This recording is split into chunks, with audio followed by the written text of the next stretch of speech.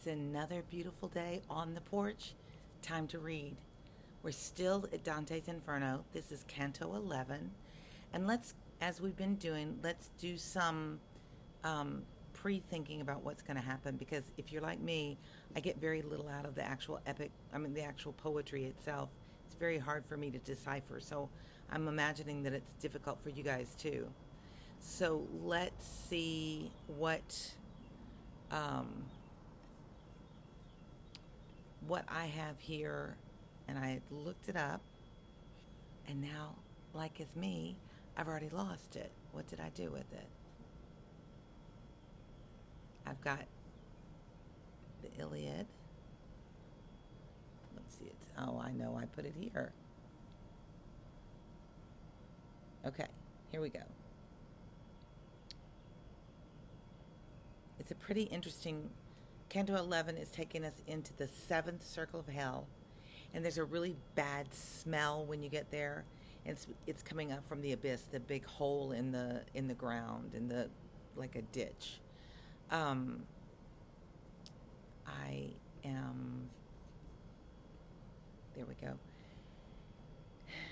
The people in there, Dante and Virgil, take shelter behind a tomb inscribed with the name, and this is not going to be significant to me, the name of Pope Anastasius, whom Dante believed was misled into heresy by Fontanus. Heresy is going to be a part of this. We've talked about heresy before. It's an unusual concept for our generation, but these people really, really aligned with the Catholic Church, and they thought anything that didn't believe like the Catholic Church taught, if you went against the teachings of the Church, it was heresy, is the name of this word. Um, and Virgil takes time to kind of go into detail about the remaining circles of hell. So we're going to get into three rings. You've got the seventh circle. It's divided into three sections, if you will. Violence against others, for example, murderers. Violence against oneself, like self-harm or suicide. Or violence against God, nature, and art. And that's going to get into blasphemers, sodomites, and usurers. Usurers is another outdated term. Several other religions have trouble with usury. Usury is the lending of money. And the thought was it's not an honest way to earn money. You're not exerting your sweat, you're not exerting your talent or your mind. You're using a resource that you have to exploit somebody who doesn't have that resource. And that's my understanding of why people didn't like usury. Many religions, stand against it. And then the eighth circle holds these guilty of ordinary fraud, betraying the trust between individuals. And then the ninth circle, the deepest, punishing, treacherous fraud, betrayals of special trust, such as those against family or culture or country. Virgil emphasizes that fraud, and what do you think about this, is more offensive to God than violence because it corrupts the uniquely human faculty of reason and trust. So it undermines, that human soul. Dante inquires about the sin of usury.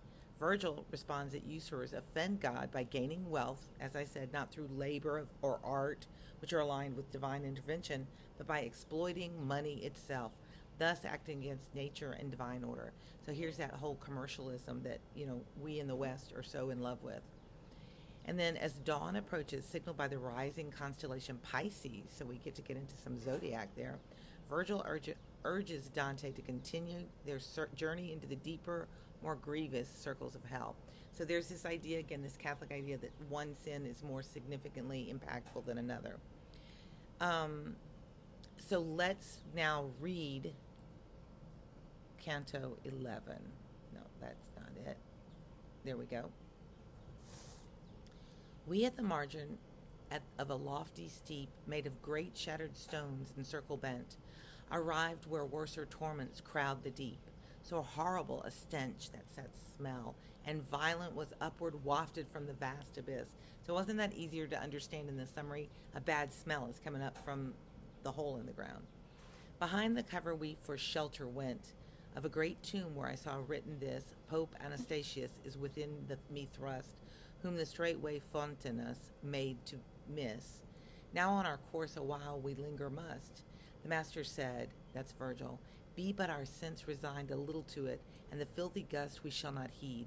Then I, do that, Dante says, Do thou but find some compensation, lest our time should run wasted? And he, behold, 'twas in my mind, girt by the rocks before us, O my son, lie three. Now he's going to explain about the three circles. Lie three circles, he began to tell, graded like those with which thou now hast done, all of them filled with spirits miserable. So the three circles are filled with, these miserable spirits that are stuck in the hell. That sight of them may thee henceforth suffice.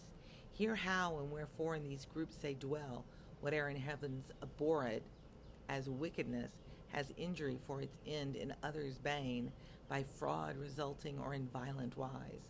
Since fraud to man alone doth appertain, God hates it most, and hence the fraudulent band. So that's where he's talking about fraud is what God hates most. And hence the fraudulent band, set lowest down, endure a fiercer pain. Those that are further down in hell have a more suffering. Of the violent is the circle next at hand, to us. And since three ways is violence shown, 'tis in three several circuits built and planned. To God, ourselves, or neighbors may be done violence, or on the things by them possessed, as reasoning clear shall unto thee make known. Our neighbor may by violence be distressed with grievous wounds, or slain his goods and lands by havoc, fire. Havoc is just chaos. Havoc, fire, and plunder be oppressed. Hence those who wound and slay with violent hands, robbers and spoilers in the nearest round, are all tormented in their various bands. Violent against him may man be found, and against his goods, therefore without avail, they in the next are in repentance drowned. Who on themselves loss of your world entail, who gamble and their substance madly spend, and who, when called to joy, lament and wail. And even to God may violence extend by heart denial and by blasphemy, scorning what nature doth in bounty lend. Sodom and Cahors hence are doomed to lie within the narrowest circlet surly sealed, and such as God within their hearts defy. Fraud, against whose bite no conscience findeth shield, a man may use with one who in him lays trust, or with those who no such credence yield. Beneath this latter kind of its decays, the bond of love which out of nature grew. Hence, in the second circle, heard the race to feigning given and flattery, who pursue magic, false coining, theft, and simony, pimps, barraters, and such like residue.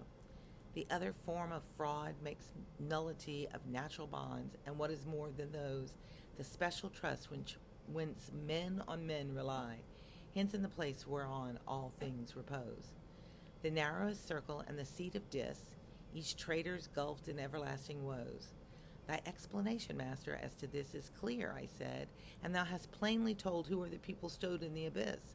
But tell why those the muddy marshes hold, the tempest-driven, those beaten by the rain, and such as, meeting, virulently scold, are not within the crimson city taken. For punishment is hateful unto God, and if not hateful, wherefore doomed to pain? And he to me, Virgil answers, why wander thus abroad, more than is wont thy wits, or how engrossed is now thy mind, on what things bestowed? Hast thou the memory of the passage lost, in which thy ethics for their subject treat of the three moods by heaven abhorred, hated the most, malice and bestiality complete, and how compared with these incontinence offends God less, and lesser blame doth meet? If of this doctrine thou extract the sense, and call to memory what people are above, outside an endless penitence, I said that backwards, why from these guilty they are surrendered far, thou shalt discern, and why on them alight the strokes of justice in less angry war. O sun, that clearest every troubled sight, so charmed am I by thy resolving speech. Doubt yields me joy no less than knowing right. Therefore I pray, a little backward reach. I ask, to where thou sayest that usury sins against God's bounty, and this mystery teach. He said, who gives ear to philosophy is taught by her, nor in one place alone, what nature in her course is governed by, even mind divine, and art which thence hath grown. And if thy physics thou wilt search within, thou'lt find ere many leaves are open thrown, this art by yours, far as your art can win, is followed close, the teacher by the taught. As grandchild then to God your art is kin, And from these two do thou recall to thought how Genesis begins, should come supplies of food for man and other wealth be sought. And since another plan the usurer plies, nature and nature's child have his disdain, because on other ground this hope relies.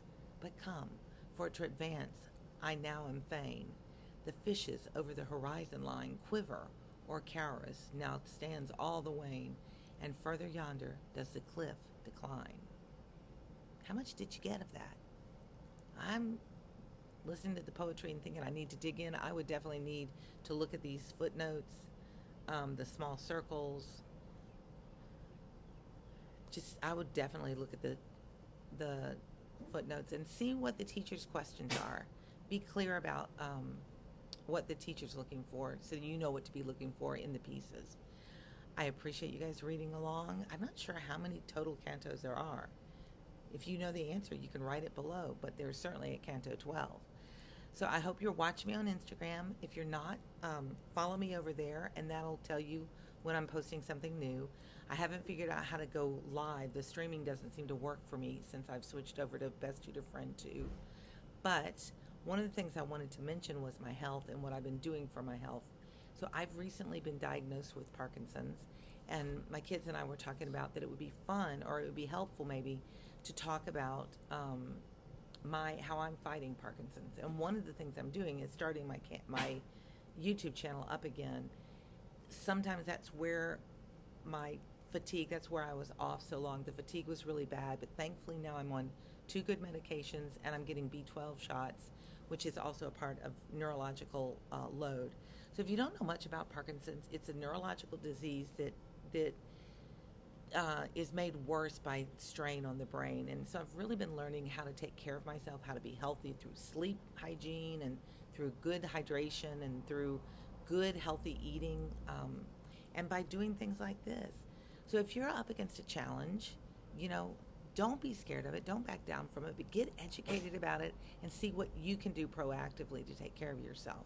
So join me as I read, and let's see if we can keep staying off this disease. But I'm telling you, one of it is like cloudy thinking. Taking this apart cognitively is really tough for me. So if you're having a tough time with this in your school too, don't give up on it. Just dig deeper and get the tools that you need to help you, and get it read, and you guys can do this with me. Thanks for reading. Subscribe if you haven't. Engage if you want to. Tell me something about yourself. Share some of your struggles with this story, or maybe you're getting it. It's easy for you. Let me know that below too. Thanks for joining, and I will read to you next time. See ya.